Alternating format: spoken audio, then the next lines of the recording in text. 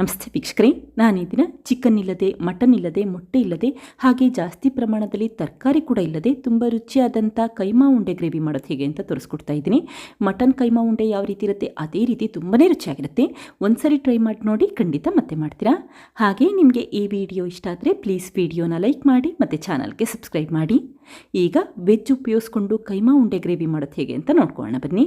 ಮೊದಲಿಗೆ ನಾನಿಲ್ಲಿ 15 ರೂಪಾಯಿದು ಸೋಯಾ ಚಂಕ್ಸ್ನ ತೆಗೆದಿಟ್ಕೊಂಡಿದ್ದೀನಿ. ಈ ರೀತಿ ಒಂದು ಸಣ್ಣ ಪ್ಯಾಕಷ್ಟು ಸೋಯಾ ಚಂಕ್ಸ್ನ ಉಪಯೋಗಿಸಿದ್ರೆ ಸಾಕು, ಮನೆಯಲ್ಲೇ ಸುಲಭವಾಗಿ ಕೈಮಾ ಉಂಡೆ ಗ್ರೇವಿ ಮಾಡ್ಕೋಬಹುದು. ಒಟ್ಟು ನಾನಿಲ್ಲಿ 1/4 ಕಪ್ಪಷ್ಟು ಸೋಯಾ ಚಂಕ್ಸ್ನ ಉಪಯೋಗಿಸ್ಕೊಂಡಿದ್ದೀನಿ. ಈ ರೀತಿ ಸೋಯಾ ಚಂಕ್ಸ್ ಉಪಯೋಗಿಸೋದ್ರಿಂದ ಹೆಚ್ಚಿನ ಪ್ರಮಾಣದಲ್ಲಿ ಪ್ರೋಟೀನ್ ಇರುತ್ತೆ ಮತ್ತು ಆರೋಗ್ಯಕ್ಕೂ ಕೂಡ ತುಂಬ ಒಳ್ಳೆಯದು. ನಂತರ ಮತ್ತೊಂದು ಪಾತ್ರೆಯಲ್ಲಿ 3 ಕಪ್ಪಷ್ಟು ತಣ್ಣೀರನ್ನು ಹಾಕಿದರೆ ಅರ್ಧ ಟೀ ಸ್ಪೂನಷ್ಟು ಉಪ್ಪು ಹಾಕ್ಕೊಂಡಿದ್ದೀನಿ. ಯಾವಾಗ ನೀರು ಈ ರೀತಿ ಕುದಿಲಿಕ್ಕೆ ಶುರುವಾಗುತ್ತೆ ಆವಾಗ ಸೋಯಾ ಚಂಕ್ಸ್ನ ಹಾಕ್ಕೊಳ್ತಾ ಇದ್ದೀನಿ. ನಂತರ ಉರಿನ ಮೀಡಿಯಂ ಫ್ಲೇಮ್ಗಿನ ಸ್ವಲ್ಪ ಜಾಸ್ತಿ ಇಟ್ಕೊಂಡು 6 ರಿಂದ 8 ನಿಮಿಷ ಬೇಲಿಕ್ಕಿಟ್ಕೊಳ್ಳಿ. ನೋಡಿ, ಈ ರೀತಿ ಸೋಯಾ ಚಂಕ್ಸ್ ದಪ್ಪ ಆಗುತ್ತೆ ಮತ್ತು ಸಾಫ್ಟ್ ಆಗುತ್ತೆ, ಅಲ್ಲಿವರೆಗೂ ಬೇಲಿಕ್ಕಿಟ್ಕೊಂಡ್ರೆ ಸಾಕು. ಈ ಸೋಯಾ ಚಂಕ್ಸ್ ಬೆಂದಿದೆಯೋ ಇಲ್ವೋ ಅಂತ ನೋಡಲಿಕ್ಕೆ ಕೈಯಲ್ಲಿ ಕಟ್ ಮಾಡಿ ನೋಡಿ. ಈ ರೀತಿ ಸಾಫ್ಟ್ ಆಗಿರಬೇಕು ಮತ್ತು ಬೇಗ ಕಟ್ ಆಗಬೇಕು, ಆವಾಗ ಚೆನ್ನಾಗಿ ಬೆಂದಿದೆ ಅಂತ ಅರ್ಥ. ತಕ್ಷಣವೇ ಸ್ಟವ್ ಆಫ್ ಮಾಡ್ಕೊಳ್ಳಿ. ಈಗ ಸ್ಟವ್ ಆಫ್ ಮಾಡಿಕೊಂಡು ಪಾತ್ರೆನ ಹೊರಗಡೆ ಎತ್ತಿಟ್ಕೊಳ್ತಾ ಇದ್ದೀನಿ. ಹಾಗೆ ಈ ಸೋಯಾ ಚಂಕ್ಸ್ನ ಮತ್ತೊಂದು ಪಾತ್ರೆಗೆ ಎತ್ತಿಟ್ಕೊಳ್ತಾ ಇದ್ದೀನಿ. ತುಂಬ ಬಿಸಿ ಇರುವಂಥ ನೀರಾದ್ರಿಂದ ಈ ರೀತಿ ತಣ್ಣೀರಿನಲ್ಲಿ ನೆನೆ ಹಾಕಿಬಿಡಿ, ಆವಾಗ ಬೇಗ ಸೋಯಾ ಚಂಕ್ಸ್ನ ತೆಗೆದಿಟ್ಕೋಬಹುದು. ಹಾಗೆ ಈ ಸೋಯಾ ಚಂಕ್ಸಲ್ಲಿ ನೀರಿನಂಶ ಇರುತ್ತಲ್ಲ, ಅದನ್ನೆಲ್ಲ ಹೋಗಿಸ್ಬೇಕು. ಹಾಗಾಗಿ ಕೈಯಲ್ಲಿ ಒಂದು 3 ರಿಂದ 4 ಬಾರಿ ಚೆನ್ನಾಗಿ ಹಿಂಡಿಟ್ಕೊಳ್ಳಿ. ಸೋಯಾ ಚಂಕ್ಸಲ್ಲಿ ನೀರಿನಂಶ ಇರಬಾರ್ದು. ಆ ರೀತಿ ಚೆನ್ನಾಗಿ ಹಿಂಡಿಟ್ಕೊಂಡು ನಂತರ ಒಂದು ಪ್ಲೇಟ್ಗೆ ತೆಗೆದಿಟ್ಕೊಳ್ಳಿ. ಆವಾಗ ಕೈಮಾ ಉಂಡೆ ಮಾಡಲಿಕ್ಕೆ ಸುಲಭ ಆಗುತ್ತೆ ಮತ್ತು ಉಂಡೆ ಕಟ್ಟಲಿಕ್ಕೆ ಸುಲಭ ಆಗುತ್ತೆ ಅಂತಷ್ಟೇ. ಈಗ ಉಳಿದಿರುವಂಥ ಸೋಯಾ ಚಂಕ್ಸ್ನು ಕೂಡ ಒಂದು ಪ್ಲೇಟ್ಗೆ ಎತ್ತಿಟ್ಕೊಂಡಿದ್ದೀನಿ. ನೋಡಿ, ಸ್ವಲ್ಪ ಕೂಡ ನೀರಿನಂಶ ಇಲ್ಲ, ಆ ರೀತಿ ಎತ್ತಿಟ್ಕೊಂಡಿದ್ದೀನಿ. ನಂತರ ಒಂದು ಮಿಕ್ಸಿ ಜಾರ್ಗೆ 5 ಬೆಳ್ಳುಳ್ಳಿ ಎಸ್ಳನ್ನು ಹಾಕಿದರೆ ಅರ್ಧ ಇಂಚಷ್ಟು ಉದ್ದದ ಶುಂಠಿ, 2 ಹಸಿರು ಮೆಣಸಿನ್ಕಾಯಿ, ಸ್ವಲ್ಪ ಪ್ರಮಾಣದಲ್ಲಿ ಕೊತ್ತಂಬರಿ ಸೊಪ್ಪು ಹಾಕ್ಕೊಂಡಿದ್ದೀನಿ. ಈಗ 1/4 ಟೀ ಸ್ಪೂನಷ್ಟು ಅರಿಶಿಣದ ಪುಡಿ ಹಾಕಿ ಒಂದ್ಸರಿ ತರಿತರಿಯಾಗಿ ರುಬ್ಬಿಟ್ಕೊಳ್ಳಿ. ಹಾಗೆ ನಿಮಗೆ ಕೈಮಾ ಉಂಡೆಯಲ್ಲಿ ಎಷ್ಟು ಖಾರ ಬೇಕು ಅದನ್ನು ನೋಡಿಕೊಂಡು ಹಸಿರು ಮೆಣಸಿನ್ಕಾಯಿ ಉಪಯೋಗಿಸ್ಕೊಳ್ಳಿ. ಈಗ ತರಿತರಿಯಾಗಿ ರುಬ್ಬಿರುವಂಥ ಮಸಾಲೆ ಜೊತೆಗೆ ಈ ಸೋಯಾ ಚಂಕ್ಸ್ನ ಹಾಕ್ಕೊಂಡಿದ್ದೀನಿ. ರುಬ್ಬಿಕಾದ್ರೆ ನೀರೇನು ಹಾಕ್ಲಿಕ್ಕೆ ಹೋಗಬೇಡಿ, ಹಾಗೆ ರುಬ್ಬಿಟ್ಕೊಳ್ಳಿ. ನೋಡಿ, ಈ ರೀತಿ ಸೋಯಾ ಚಂಕ್ಸ್ ಎಲ್ಲ ನುಣ್ಣಗಾಗಬೇಕು, ಅಲ್ಲಿವರೆಗೂ ರುಬ್ಬಿಟ್ಕೊಂಡ್ರೆ ಸಾಕು. ತುಂಬ ನುಣ್ಣಗಾಗೋ ಅವಶ್ಯಕತೆ ಇಲ್ಲ. ಈ ರೀತಿ ಒಂದ್ಸರಿ ರುಬ್ಬಿಟ್ಕೊಳ್ಳಿ ಅಷ್ಟೇ. ಈಗ ಒಂದು ಸಣ್ಣ ಈರುಳ್ಳಿನ ಸಣ್ಣದಾಗಿ ಹೆಚ್ಚಿ ಹಾಕ್ಕೊಂಡಿದ್ದೀನಿ.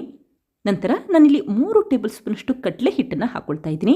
ಹಾಗೆ ಅರ್ಧ ಟೀ ಸ್ಪೂನಷ್ಟು ಗರಂ ಮಸಾಲ ಪುಡಿ ಹಾಕಿದರೆ ರುಚಿಗೆ ತಕ್ಕಷ್ಟು ಉಪ್ಪು ಹಾಕ್ಕೊಳ್ತಾ ಇದ್ದೀನಿ. ನಂತರ ಕೈಯಲ್ಲಿ ಒಂದ್ಸರಿ ಮಿಕ್ಸ್ ಮಾಡಿಟ್ಕೊಳ್ಳಿ. ಕಡಲೆ ಹಿಟ್ಟು ಹಾಕೋದ್ರಿಂದ ಉಂಡೆ ಕಟ್ಟಲಿಕ್ಕೆ ಸುಲಭ ಆಗುತ್ತೆ ಮತ್ತು ಉಂಡೆಗಳು ಒಡೆಯೋದಿಲ್ಲ ಅಂತಷ್ಟೇ. ನೀವು ಮೊಟ್ಟೆ ಏನೂ ಉಪಯೋಗಿಸೋ ಅವಶ್ಯಕತೆ ಇಲ್ಲ, ಕೇವಲ 3 ಟೇಬಲ್ ಸ್ಪೂನಷ್ಟು ಕಡಲೆ ಹಿಟ್ಟು ಉಪಯೋಗಿಸಿದ್ರೆ ಸಾಕು. ಈಗ ಚೆನ್ನಾಗಿ ಮಿಕ್ಸ್ ಮಾಡಿಕೊಂಡು ಉಂಡೆಗಳನ್ನ ಮಾಡಿಟ್ಕೊಳ್ತಾ ಇದ್ದೀನಿ. ಹಾಗೆ ಈ ಉಂಡೆಗಳು ಬೆಂದ ನಂತರ ಇನ್ನೂ ಸ್ವಲ್ಪ ದಪ್ಪ ಆಗುತ್ತೆ. ಹಾಗಾಗಿ ಎಷ್ಟು ಪ್ರಮಾಣದಲ್ಲಿ ಉಂಡೆ ಮಾಡಬೇಕು ಅದನ್ನು ನೋಡಿಕೊಂಡು ಉಂಡೆಗಳನ್ನ ಮಾಡಿಟ್ಕೊಳ್ಳಿ. ಇದೇ ಸಮಯದಲ್ಲಿ ಮತ್ತೊಂದು ಪ್ಯಾನ್ಗೆ 3 ಟೇಬಲ್ ಸ್ಪೂನಷ್ಟು ಎಣ್ಣೆ ಹಾಕ್ಕೊಳ್ತಾ ಇದ್ದೀನಿ. ಕೇವಲ 3 ಚಮಚದಲ್ಲಿ ಉಂಡೆಗಳನ್ನ ಸ್ವಲ್ಪ ಫ್ರೈ ಮಾಡಿಟ್ಕೊಳ್ಳಿ, ಆವಾಗ ಉಂಡೆಗಳು ಈ ಗ್ರೇವಿಯಲ್ಲಿ ಒಡ್ಕೊಳ್ಳೋದಿಲ್ಲ. ಈಗ ಈ ಉಂಡೆಗಳನ್ನ ಇಟ್ಟಿದ್ರೆ ಉರಿನ ಮೀಡಿಯಂ ಫ್ಲೇಮಲ್ಲಿ ಇಟ್ಕೊಂಡು ನಿಧಾನಕ್ಕೆ ಫ್ರೈ ಮಾಡ್ಕೊಳ್ತಾ ಇದ್ದೀನಿ. ನೀವು ಜಾಸ್ತಿ ಪ್ರಮಾಣದಲ್ಲಿ ಎಣ್ಣೆ ಹಾಕ್ಕೊಂಡು ಕೂಡ ಒಟ್ಟಿಗೆ ಫ್ರೈ ಮಾಡ್ಕೋಬಹುದು. ಎಣ್ಣೆ ವೇಸ್ಟ್ ಆಗುತ್ತೆ ಅಂತಷ್ಟೇ ನಾನಿಲ್ಲಿ ಕೇವಲ 3 ಟೇಬಲ್ ಸ್ಪೂನಷ್ಟು ಎಣ್ಣೆ ಉಪಯೋಗಿಸ್ಕೊಂಡು ಫ್ರೈ ಮಾಡಿಟ್ಕೊಂಡಿದ್ದೀನಿ. ನೋಡಿ, ಈ ರೀತಿ ಸುತ್ತ ಸ್ವಲ್ಪ ಬಣ್ಣ ಬದಲಾಗಬೇಕು, ಅಲ್ಲಿವರೆಗೂ ಫ್ರೈ ಮಾಡಿಕೊಂಡು ಒಂದೊಂದೇ ಉಂಡೆಗಳನ್ನ ತೆಗೆದಿಟ್ಕೊಳ್ಳಿ. ಹಾಗೆ ಈ ಫ್ರೈ ಮಾಡಿಟ್ಟಂಥ ಉಂಡೆಗಳನ್ನ ಹಾಗೆ ತಿನ್ನಬಹುದು, ಅಷ್ಟು ರುಚಿಯಾಗಿರುತ್ತೆ. ಅಂದರೆ ಮಟನ್ ಕೈಮಾ ಉಂಡೆ ಇರುತ್ತೆ ನೋಡಿ, ಆ ರೀತಿ ರುಚಿಯಾಗಿ ಬಂದಿರುತ್ತೆ. ಈಗ ಉಳಿದಿರುವಂಥ ಎಣ್ಣೆಗೆ 3 ಸಣ್ಣ ಪೀಸ್ ಚಕ್ಕೆ, 2 ಲವಂಗ ಹಾಕ್ಕೊಂಡಿದ್ದೀನಿ. ನಂತರ ಒಂದು ದಪ್ಪ ಈರುಳ್ಳಿನ ಸಣ್ಣದಾಗಿ ಹೆಚ್ಚಿ ಹಾಕಿದರೆ 1.5 ಟೀ ಸ್ಪೂನಷ್ಟು ಶುಂಠಿ ಬೆಳ್ಳುಳ್ಳಿ ಪೇಸ್ಟ್ ಹಾಕ್ಕೊಂಡಿದ್ದೀನಿ. ಈಗ ಚೆನ್ನಾಗಿ ಫ್ರೈ ಮಾಡಿಟ್ಕೊಳ್ಳಿ. ಈರುಳ್ಳಿ ಸ್ವಲ್ಪ ಬಣ್ಣ ಬದಲಾಗಬೇಕು ಮತ್ತು ಶುಂಠಿ ಬೆಳ್ಳುಳ್ಳಿಯಲ್ಲಿರುವಂಥ ಹಸಿ ಸ್ಮೆಲ್ಲೆಲ್ಲ ಹೊರಟೋಗಬೇಕು, ಅಲ್ಲಿವರೆಗೂ ಫ್ರೈ ಮಾಡಿಟ್ಕೊಳ್ಳಿ. ಇದೇ ಸಮಯದಲ್ಲಿ ಮಿಕ್ಸಿ ಜಾರ್ಗೆ 2 ದಪ್ಪ ಟೊಮ್ಯಾಟೊನ ಈ ರೀತಿ ದಪ್ಪನಾಗಿ ಹೆಚ್ಚಿ ಹಾಕ್ಕೊಂಡಿದ್ದೀನಿ. ನಂತರ ಅರ್ಧ ಕಪ್ಪಷ್ಟು ಹಸಿ ತೆಂಗಿನಕಾಯಿ ತುರಿ ಹಾಕ್ಕೊಳ್ಳಿ. ಈಗ ಲಿಡ್ ಕ್ಲೋಸ್ ಮಾಡಿ ನುಣ್ಣಗೆ ರುಬ್ಬಿಟ್ಕೊಳ್ತಾ ಇದ್ದೀನಿ. ಹಸಿ ತೆಂಗಿನಕಾಯಿ ತುರಿ ಹಾಕೋದ್ರಿಂದ ಗ್ರೇವಿ ರುಚಿಯಾಗಿ ಬರುತ್ತೆ ಮತ್ತು ಗಟ್ಟಿಯಾಗಿರುತ್ತೆ. ಈಗ ಈ ರುಬ್ಬಿರುವಂಥ ಮಸಾಲೆನ ಈರುಳ್ಳಿ ಮಿಶ್ರಣಕ್ಕೆ ಹಾಕ್ಕೊಂಡಿದ್ದೀನಿ. ನಂತರ ಮಿಕ್ಸಿ ಜಾರ್ಗೆ 1/4 ಕಪ್ಪಷ್ಟು ತಣ್ಣೀರನ್ನು ಹಾಕಿ ಆ ನೀರನ್ನು ಕೂಡ ಉಪಯೋಗಿಸ್ಕೊಳ್ಳಿ. ಈ ಸಮಯದಲ್ಲಿ ಜಾಸ್ತಿ ನೀರು ಹಾಕಿ ತೆಳು ಮಾಡಲಿಕ್ಕೆ ಹೋಗಬೇಡಿ, ಸ್ವಲ್ಪ ಅಷ್ಟೇ ನೀರು ಉಪಯೋಗಿಸ್ಕೊಳ್ಳಿ. ಈಗ 2 ಟೀ ಸ್ಪೂನಷ್ಟು ಅಚ್ಕಾರದ ಪುಡಿ ಹಾಕಿದರೆ 1.5 ಟೀ ಸ್ಪೂನಷ್ಟು ಧನಿಯಾ ಪುಡಿ ಹಾಕ್ಕೊಳ್ತಾ ಇದ್ದೀನಿ. ಹಾಗೆ 1/4 ಟೀ ಸ್ಪೂನಷ್ಟು ಅರಿಶಿಣದ ಪುಡಿ ಹಾಕಿ ಒಂದ್ಸರಿ ಮಿಕ್ಸ್ ಮಾಡಿಟ್ಕೊಳ್ಳಿ. ಈಗ ಈ ಗ್ರೇವಿನ 1-2 ರಿಂದ 3 ನಿಮಿಷ ಉರಿನ ಮೀಡಿಯಂ ಫ್ಲೇಮಲ್ಲಿ ಇಟ್ಕೊಂಡು ಬೇಲಿಕ್ಕಿಟ್ಕೊಳ್ಳಿ. ಆವಾಗ ಗ್ರೇವಿಯಲ್ಲಿರುವಂಥ ಹಸಿ ಸ್ಮೆಲ್ಲೆಲ್ಲ ಹೊರಟೋಗುತ್ತೆ ಮತ್ತು ಗ್ರೇವಿ ಇನ್ನೂ ರುಚಿಯಾಗಿರುತ್ತೆ. ಹಾಗೆ ಗ್ರೇವಿಯಲ್ಲಿ ನಿಮಗೆ ಖಾರ ಎಷ್ಟು ಬೇಕೋ ಅದನ್ನು ನೋಡಿಕೊಂಡು ಅಚ್ಕರದ ಪುಡಿ ಉಪಯೋಗಿಸ್ಕೊಳ್ಳಿ. ಹಾಗೆ ಧನಿಯಾ ಪುಡಿನೂ ಅಷ್ಟೇ ಎಷ್ಟು ಬೇಕೋ ಅಷ್ಟು ಪ್ರಮಾಣದಲ್ಲಿ ಉಪಯೋಗಿಸ್ಕೊಳ್ಳಿ. ನೋಡಿ, ಈ ರೀತಿ ಗ್ರೇವಿ ಗಟ್ಟಿಯಾಗಬೇಕು. ಆವಾಗ ಗ್ರೇವಿಯಲ್ಲಿರುವಂಥ ಹಸಿ ಸ್ಮೆಲ್ ಎಲ್ಲ ಹೊರಟೋಗಿದೆ ಅಂತ ಅರ್ಥ. ನಂತರ 1 ಕಪ್ಪಷ್ಟು ತಣ್ಣೀರು ಹಾಕ್ಕೊಳ್ತಾ ಇದ್ದೀನಿ. ಹಾಗೆ ರುಚಿಗೆ ತಕ್ಕಷ್ಟು ಉಪ್ಪಾಕಿ ಒಂದ್ಸರಿ ಮಿಕ್ಸ್ ಮಾಡಿಟ್ಕೊಳ್ಳಿ.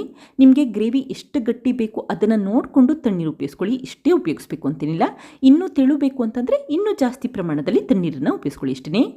ಈಗ ಚೆನ್ನಾಗಿ ಮಿಕ್ಸ್ ಮಾಡಿಟ್ಕೊಂಡಿದ್ದೀನಿ. ಕೊನೆಯದಾಗಿ 1/4 ಟೀ ಸ್ಪೂನಷ್ಟು ಗರಂ ಮಸಾಲ ಪುಡಿ ಹಾಕಿದರೆ 3 ಟೇಬಲ್ ಸ್ಪೂನಷ್ಟು ಸಣ್ಣದಾಗಿ ಹೆಚ್ಚಿರುವಂಥ ಕೊತ್ತಂಬರಿ ಸೊಪ್ಪು ಹಾಕ್ಕೊಂಡಿದ್ದೀನಿ. ಈಗ ಈ ಗ್ರೇವಿನ ಮತ್ತೆ ಒಂದು ಕುದಿಲಿಕ್ಕೆ ಇಟ್ಕೊಳ್ಳಿ.